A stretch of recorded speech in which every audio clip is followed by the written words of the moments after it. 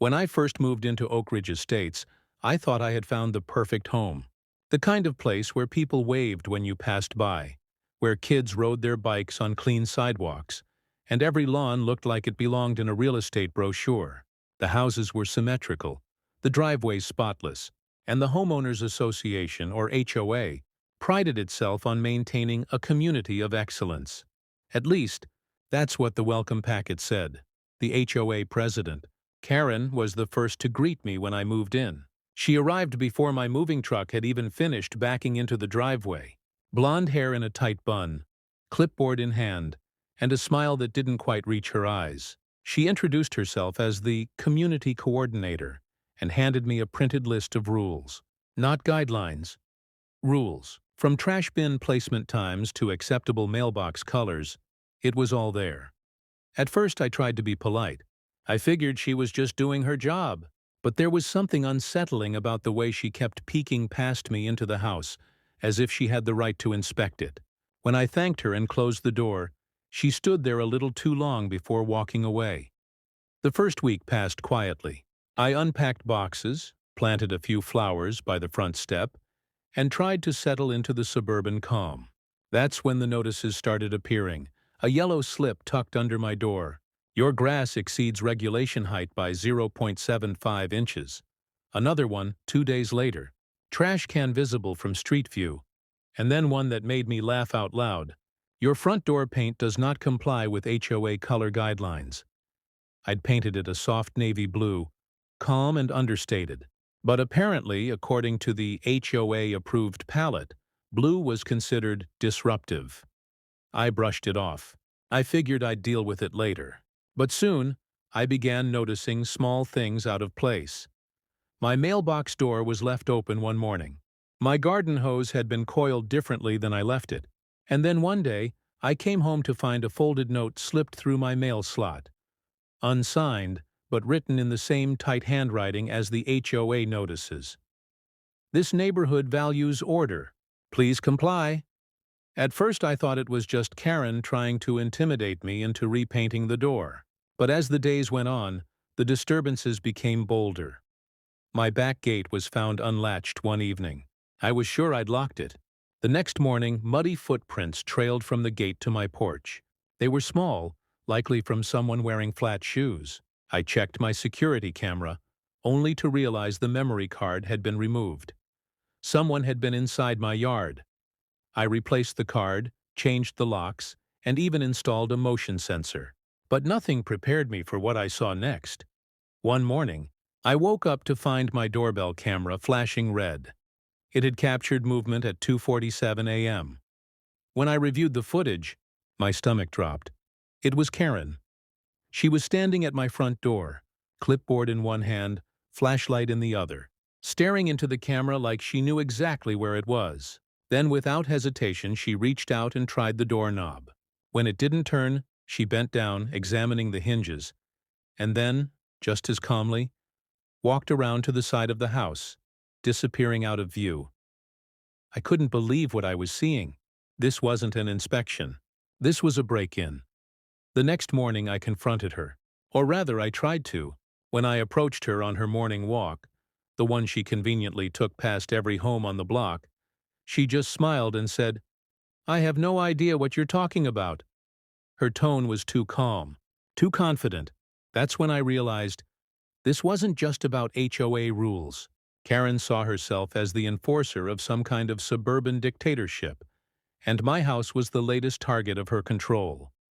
From that moment, I started documenting everything. Every notice, every sound at night, every footprint in the dirt. But Karen didn't stop. She began showing up more frequently. I'd see her silhouette through my curtains in the early evening, pretending to check the hedges. My mailbox started filling with anonymous complaints about non-compliant property conditions. I even caught her peering into my living room window one afternoon while pretending to pick up litter. And yet, every time I brought it up, the HOA board sided with her. "She's just performing her duties," they'd say. "She's very dedicated to keeping our neighborhood safe." Safe.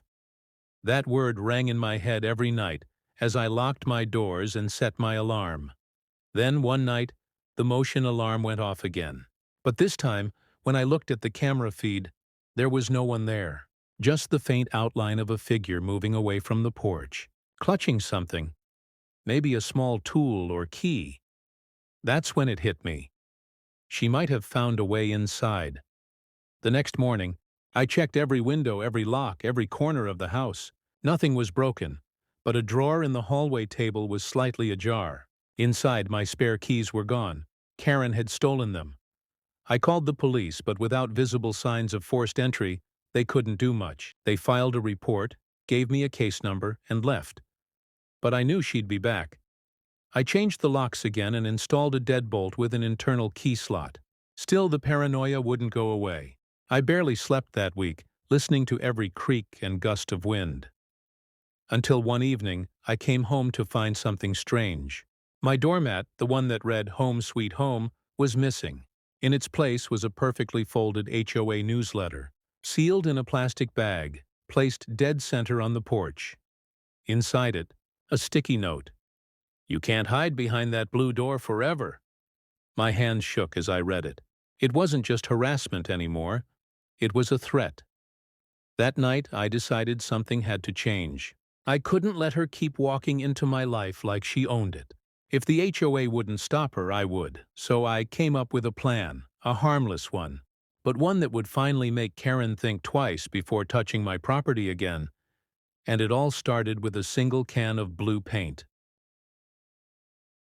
After the last note, I realized Karen wouldn't stop until I did something drastic. She'd crossed every line imaginable, entering my property, stealing my keys, and threatening me with those cryptic little messages.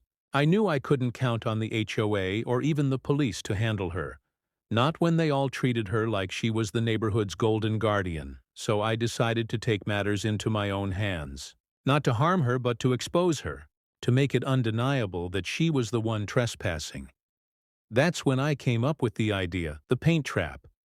It started simple enough. I remembered how angry she'd gotten about my blue door, how she called it disruptive and non-compliant. That color had become a symbol of defiance, something she couldn't control. I figured, if she hated it that much, maybe it could serve another purpose. I went to the hardware store that weekend and picked up 2 gallons of the same deep navy blue paint, along with some tools, a motion-activated camera, a few nails, and an old can of industrial primer I had in the garage. The cashier must have thought I was repainting the door again, but I had a different kind of project in mind. That night, after the neighborhood had gone quiet, I got to work. I coated the inner edge of the doorpost, the part you couldn't see from the outside, with a thin layer of sticky blue paint mixed with primer. It wasn't enough to drip or stain the wood permanently, but it was enough to cling to anything that brushed against it. Then I set up the motion camera behind a decorative potted plant facing the porch. The lens was barely visible, angled perfectly at the doorway. If Karen tried to open the door or even touch the frame, she'd get a generous streak of blue right across her hand or clothes, and the camera would catch her in the act. It wasn't violent.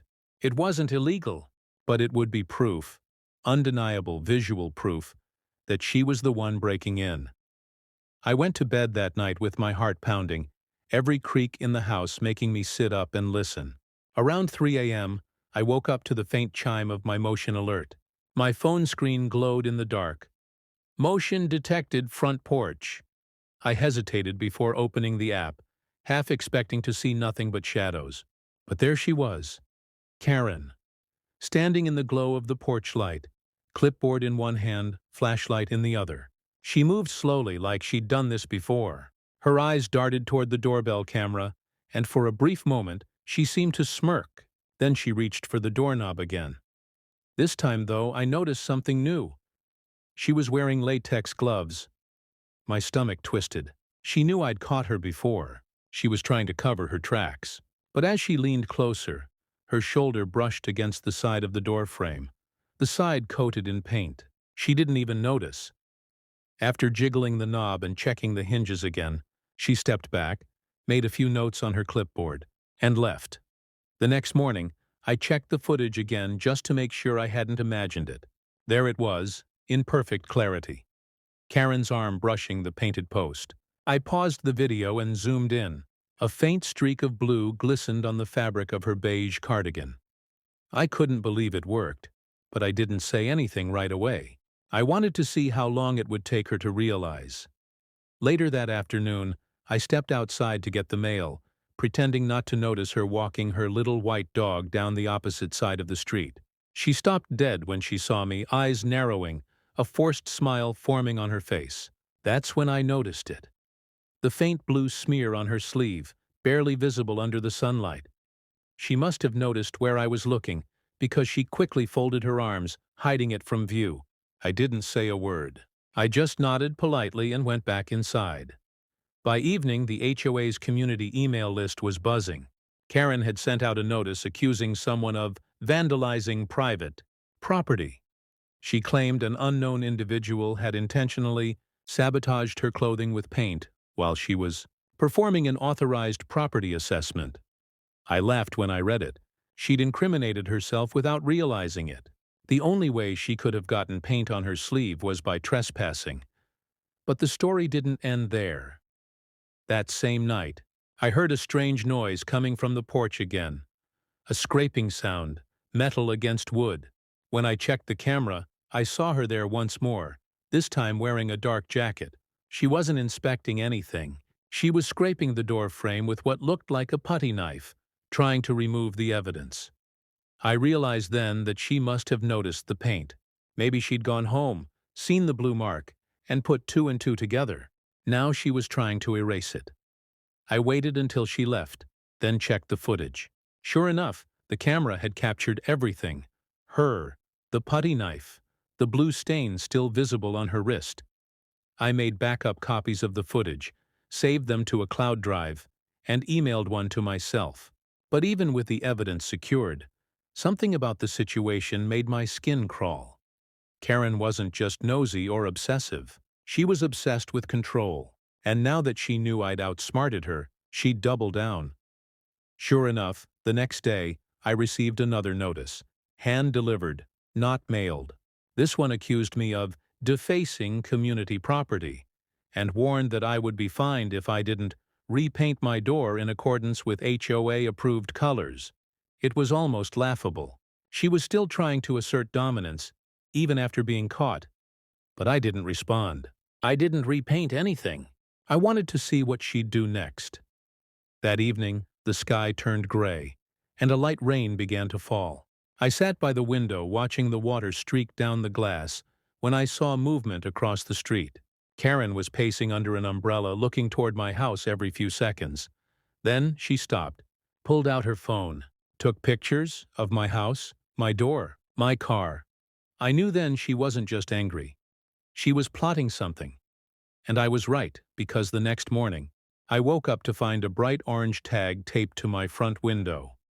Pending violation hearing. Property inspection required. The hearing was set for the following week. The HOA wanted to inspect my home, not just the yard. My home. Karen had escalated the game. But this time, she wasn't sneaking around at night. She was using the full power of the HOA to force her way in. The paint trap had worked, but it had also provoked her. She knew I'd exposed her. And now she was determined to get revenge, one official document at a time. I knew I had to prepare for what came next, because if she was planning to come inside legally, I needed to make sure she'd regret ever stepping through that blue door again. The morning of the inspection felt heavier than usual. The air itself seemed to hum with tension. I'd barely slept the night before, running through every possible outcome in my head. The orange violation notice still fluttered slightly on the window, taped there like a scarlet letter. Karen had made it official. The HOA was coming inside my home. She'd disguised her obsession as procedure. Routine property verification, the notice had said, but I knew better. This was Karen's retaliation, her chance to step foot inside legally, to scrutinize every corner, and to find something, anything, that could justify a fine, a citation, maybe even an eviction. I wasn't going to make it easy for her. In the days leading up to the inspection, I documented everything. I printed the screenshots from the camera footage. her standing on my porch at 3 a.m., her sleeve streaked with blue paint, her scraping the doorpost with a putty knife. I placed copies in an envelope labeled evidence, ready to show anyone who tried to back her up. But still, I couldn't shake the unease. I knew Karen wouldn't walk into this unprepared. She'd bring reinforcements. She always did. When the day arrived, I spotted her through the blinds at exactly 9 a.m. on the dot. She was punctual, of course. Her posture was rigid, umbrella tucked under one arm despite the clear sky. Behind her were two board members I'd seen at community meetings, Mr. Jensen, the treasurer, and a quiet woman named Diane who always nodded along to whatever Karen said. 3 of them, clipboards in hand, marching toward my house like a neighborhood tribunal. I opened the door before they could knock. Their eyes darted instantly toward the door frame, the one Karen had tried to clean. The faint streaks of blue still clung to the trim, almost invisible unless you knew what to look for. Karen's jaw tightened, but she said nothing. The inspection began. They started in the living room, jotting notes as they looked around. Every wall, every shelf, every inch of carpet was fair game. I watched as Karen lingered behind, eyes scanning my belongings. Not with curiosity, but calculation. She wasn't inspecting. She was searching. Every few minutes, she'd whisper something to the others, and they'd scribble on their clipboards. She touched the curtains, checked the thermostat, even glanced at the family photos on the mantel. I noticed her hesitate when she saw the small framed picture of my old house, the one without an HOA. She seemed almost offended by it. I kept my expression neutral, even when she accidentally brushed against the doorframe again on her way toward the kitchen. I could see the faint smudge of fresh blue where her sleeve met the wood. She hadn't learned her lesson. In the kitchen, she pointed out a small crack in the tile grout. Mr. Jensen made a note. Then she noticed a single smudge on the refrigerator and whispered again. Diane wrote something down. It was absurd. They were looking for problems that didn't exist, trying to build a list of violations out of thin air.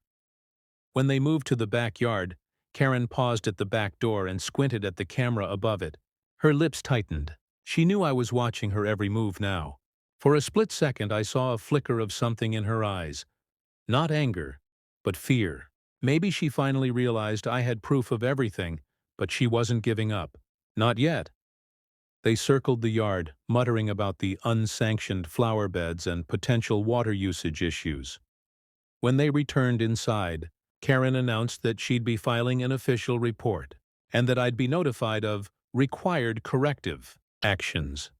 She said it all with the confidence of someone who believed she couldn't be challenged, but she wasn't expecting what I did. Next, as they reached the front door, I walked over to the table and picked up the envelope labeled evidence. I placed it gently on the entryway console, right beside the blue-streaked door frame. Karen glanced at it, but pretended not to care. Her eyes betrayed her, though. They flicked to the label, then to me, then back to the door. The tension was thick enough to cut. I didn't say a word. I didn't have to. She knew exactly what was in that envelope. The proof of her trespassing, the video of her scraping the door, the images of her sleeve covered in the very paint she'd tried to use against me. For the first time, I saw a crack in her composure. Her fingers clenched tighter around her clipboard, knuckles whitening. She forced a tight smile and muttered something to the others, urging them to leave. As she stepped outside, I caught a glimpse of blue paint on her jacket cuff. A new smear, fresh from today's inspection. She didn't even notice. The moment they were gone, I exhaled for what felt like the first time all morning. The house was quiet again, but the silence didn't feel peaceful. It felt like the calm before another storm. Later that afternoon, I received an email from the HOA office. Attached was a list of alleged violations: chipped paint, non-compliant color, unauthorized camera placement, and potentially aggressive tone toward board members. It was clearly written by Karen. Every word dripped with passive-aggressive precision, but that wasn't all. At the very bottom of the notice was something that made my blood run cold. Due to repeated non-compliance, the board reserves the right to initiate property access for further review. They were planning to come back. Karen was going to try again. And next time, she might not wait for permission. I knew I couldn't let her keep getting away with it. I'd already proven she was trespassing, but she'd twisted the narrative to make it look like I was the problem.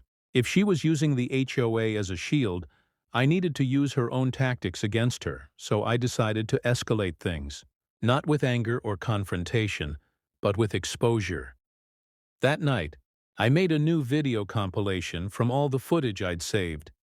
Every time she'd entered my property, every time she'd touched the door, every suspicious visit caught on camera.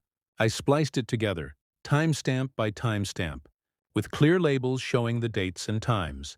Then, I uploaded it to a private link and sent it to every board member individually, including Karen.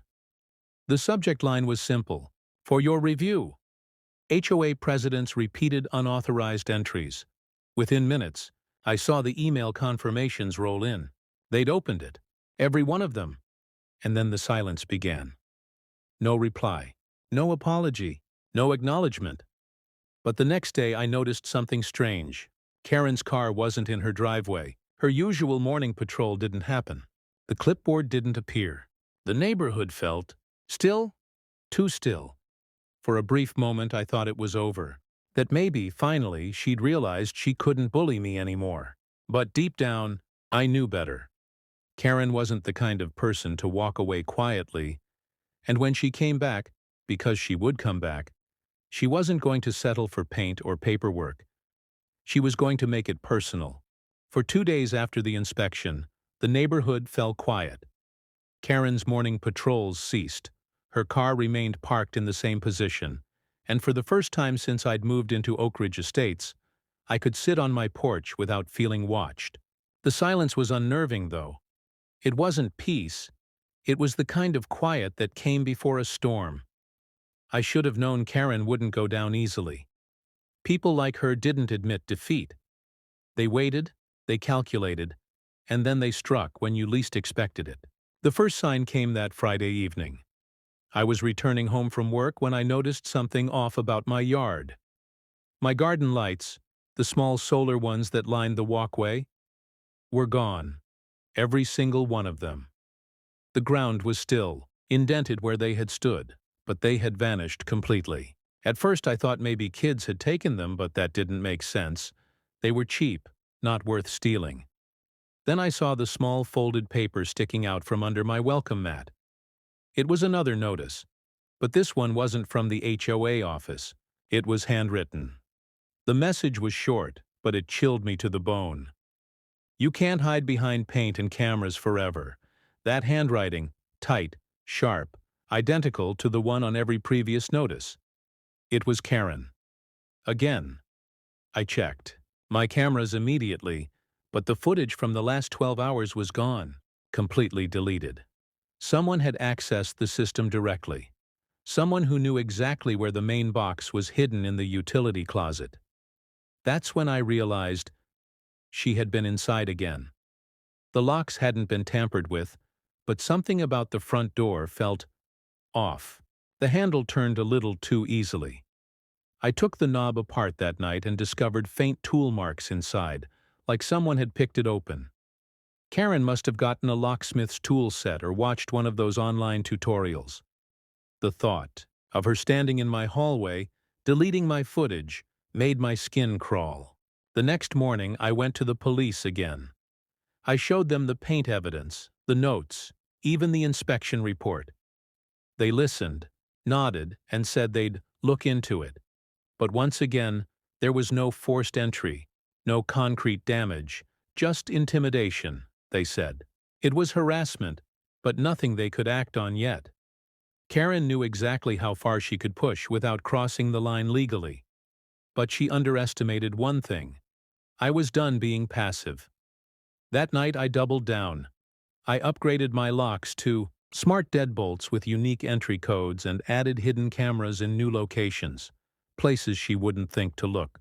Inside light fixtures, in the vent above the hallway, even a micro camera behind the houseplant by the window. It felt excessive, but I didn't care. I needed proof, not just for the police, but for the HOA board that kept protecting her. The next day, something happened that made it clear she'd noticed. When I opened my mailbox, I found a bright yellow slip inside. An official HOA citation for unapproved modifications to property structure. Apparently, I now needed board approval for security cameras. It was laughable and terrifying. She was trying to strip away my defenses, one rule at a time. But the real retaliation came that night. I was in bed, half asleep, when I heard it. A soft thump, followed by the creak of a floorboard. Not from outside, but from inside the house. My entire body froze. I reached for my phone, opened the live feed from the hidden cameras, and watched in disbelief. There she was, Karen, standing in my living room. She was wearing dark clothes this time, no flashlight, no clipboard. Just a small pouch slung across her shoulder. She moved with unsettling calmness, like she'd done this dozens of times. She went straight to the front door and started inspecting the locks again, as if checking what kind of system I had installed. Then, she walked toward the hallway. The camera caught her pausing by the vent, the one that hid another camera, before moving on. She didn't seem to know it was there. I could barely breathe. Every instinct screamed at me to call the police, but I hesitated. I wanted her fully exposed.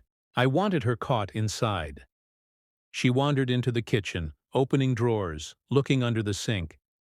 It was as if she was searching for something specific. Then she stopped by the back door, pulled something from her pouch, and knelt down. The camera zoomed in automatically, and I saw it clearly. A small metal device. A lock override tool. She was trying to install something on my own doors. That was it. I called the police. By the time they arrived, she was gone. The officers searched the area but found nothing. No sign of forced entry, no fingerprints, nothing missing. It was like she disappeared into thin air. But when they inspected the back door, they found what I'd seen. A tiny magnetic key override installed near the deadbolt.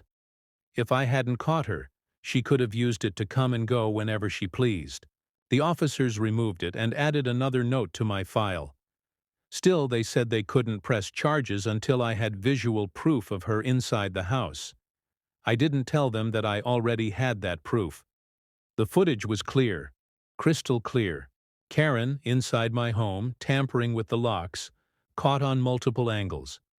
The next morning, I sent the footage to the HOA board with the subject line: Board President in violation of state trespassing law. I didn't hold back this time. I attached timestamps, photos, and copies of the previous reports. I even mentioned that I was forwarding the footage to local news outlets if the board didn't take immediate action. Hours later, I received a brief, formal reply from the board secretary.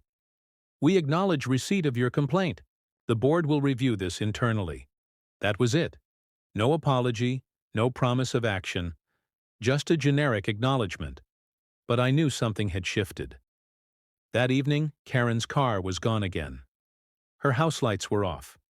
The usual gossipers, who lingered on the sidewalks, avoided eye contact when I passed. The whole neighborhood felt like it was holding its breath. For the first time, Karen wasn't the one watching. I was. Still, the quiet felt deceptive. I knew she wasn't finished. Karen didn't believe in losing, and when the next morning came, I realized she had one final move to play. Taped to my blue door was a new note. This one written in thicker ink, slanted, hurried. "You've made a mistake. The HOA isn't done with you." The handwriting was different this time. Less precise, more frantic. It wasn't the usual Karen. It felt desperate. I stood there on the porch, the morning sunlight gleaming off the blue door frame that had started it all, and I realized something. Karen wasn't acting alone anymore. After the last note appeared on my door, everything in Oak Ridge Estates changed. The calm suburban perfection had cracked, and through it seeped something darker. Whispers, stares, unspoken tension. Every time I stepped outside, I could feel eyes on me from behind curtains and hedges. Karen was gone from sight, but her presence lingered like a shadow stretched across the neighborhood. Her empty driveway, her drawn blinds. It all felt deliberate, as though she was watching from somewhere else, waiting for the right moment to strike again. The HOA had gone completely silent. No more emails, no more notices. The official channels had closed up like a clam. It was as if everyone on the board had been told to say nothing. But silence in this place was never a good sign. Then, late one evening, a new message arrived in my inbox. Anonymous this time. No subject line, no signature, just a single sentence. You shouldn't have made her angry. There was no mistaking what it meant. Karen wasn't done. She was regrouping. The next day, I began noticing small details around my property again. The kind of things that only stood out because I'd been conditioned to look for them. A small pile of gravel near the side gate that hadn't been there before. My trash bin, slightly turned away from the curb. And the faint outline of a shoe print on the back step, half hidden by morning dew. Someone had been there again. But this time, it wasn't just about surveillance. It felt personal, vindictive. I could feel it in the air. That night, around 2:30 a.m., I woke to the faint crackle of static from my security system. The monitors flickered, the feeds glitched, and then, one by one, each camera went dark. First the backyard, then the front porch, then the living room. Within seconds, the entire system was offline. My heart pounded as I reached for my phone, trying to pull up the feed remotely. Nothing, no signal, no response. It was as if someone had cut the power directly to the system. I grabbed a flashlight and crept through the house, my every step echoing against the stillness. The lights outside had gone dim. The same lights Karen had once complained were too bright for community standards. As I approached the front hallway, a soft sound stopped me cold. It was faint, almost inaudible. The squeak of the front doorknob turning slowly. Someone was at the door. I froze, every nerve in my body screaming to move. But I stayed still, listening. The knob twisted again, then released. The door didn't open. Instead, I heard footsteps moving away. Slow, deliberate, crunching over the gravel of my walkway. I waited until the sound faded completely before daring to breathe again. By morning, when I checked the exterior, I found the doormat flipped over and the mailbox door hanging open. Inside, tucked neatly between the flyers and junk mail, was another envelope. This one wasn't handwritten. It was printed, clean, with the HOA's official letterhead. Inside was a typed notice stating that I was being formally reviewed for hostile behavior toward HOA officials and that a special meeting would be held to determine appropriate community disciplinary action. Karen was striking from behind the scenes. Now she wasn't showing up at my house anymore. She was using the HOA as her weapon again, twisting its bureaucracy into a tool for revenge. But what she didn't know was that I'd already taken my fight public. A few days earlier, I had uploaded the footage, all of it, to an online community board for local homeowners, along with screenshots, timestamps, and the now infamous blue paint photos. It was meant to protect myself, to make sure that if anything happened, people would know the truth. And that's when the cracks started forming in her empire. One by one, neighbors began reaching out privately. They'd all had their own run-ins with Karen. Stories of fines for leaving Christmas lights up too long. Complaints about improperly positioned recycling bins. Notes about window blinds that didn't match the community aesthetic. She had targeted nearly everyone, but none of them had dared to stand up to her before. Now, seeing the evidence, they finally had a reason. It started as a whisper through the neighborhood group chat, then spread like wildfire. Screenshots of Karen's late-night visits, the video of her trespassing, the proof of her obsession with my blue door. People were horrified. Some were scared, but others were furious. By the time the HOA's disciplinary meeting arrived, the tone had completely shifted. The board gathered in the clubhouse that Saturday morning. I showed up early, evidence in hand. The room filled quickly. Not just with board members, but with curious neighbors, all eager to see how far this drama would go. Karen entered last. She looked different. Thinner, paler, with dark circles under her eyes. The usual smug confidence was gone, replaced by something harder to define. Maybe anger, maybe fear. She took her seat at the head of the table, flanked by the same board members from before. Her clipboard was gone this time, replaced with a stack of papers she refused to look at. The meeting began formally, as they always did. Karen tried to frame the entire issue as one of non-compliance and resident hostility. But before she could finish, I slid a flash drive across the table. It contained everything: the footage, the notes, the timestamps. The room was silent as the video played on the projector, the grainy footage of Karen at my door, the moment she brushed against the paint, the shot of her scraping the frame, and then the clearest one, her inside my house at night, tampering with the lock. A collective gasp rippled through the room. When the lights came back on, no one spoke. The silence was suffocating. Karen sat rigid, staring straight ahead, her hands trembling on the table. The board members exchanged uneasy glances. Finally, the treasurer cleared his throat and said that further review would be necessary. But everyone knew what that meant. Karen's control had slipped away in an instant. By the time the meeting ended, she was gone. She didn't stay to defend herself, didn't make a speech or a scene. She simply left, walking out into the bright morning sunlight like a ghost fading away. That evening, I received another email from the HOA, a formal statement. Karen had been temporarily suspended pending investigation. It wasn't justice, not yet, but it was a start. For the first time in months, I slept peacefully. The cameras stayed on all night. The air felt lighter, the neighborhood quieter. The battle, it seemed, was finally over. But peace in Oak Ridge Estates never lasted long. The next morning, I stepped outside to grab the mail and froze. My blue door, the symbol of everything Karen had fought against, was splattered from top to bottom with white paint, thick, dripping streaks running down to the welcome mat. There was no note this time, no message, just the vandalism itself. Silent, angry, final. And when I looked across the street toward Karen's house, I noticed something chilling. Her car was gone again. The windows were still dark, but her mailbox flag, the one she always kept down, was raised.